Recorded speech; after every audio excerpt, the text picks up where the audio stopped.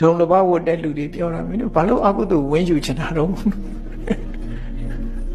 ဒီတိုင်းနေလည်းပဲနိဗ္ဗာန်ရောက်ပါတယ်လို့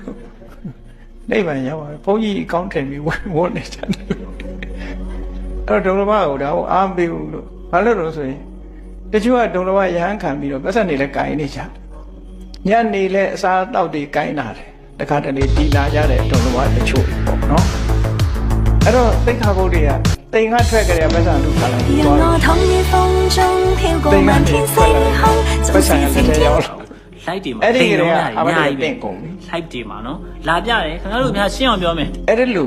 ဆန္ဒရှိတဲ့ပုဂ္ဂိုလ်မှာမအောင်မြင်နိုင်တဲ့အ ပမာပြည်မှာကတော့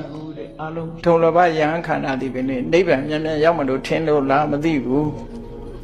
အသားမာမော နိဗ္ဗာန် စီစာ ကကျင့်မှရောက်မှာပဲဘုန်းကြီးကလည်းကျင့်တယ်ရောက်တယ်လူကလည်းကျင့်တယ်ရောက်မှာပဲမကျင့်ရင်ကတော့ဘုန်းကြီးက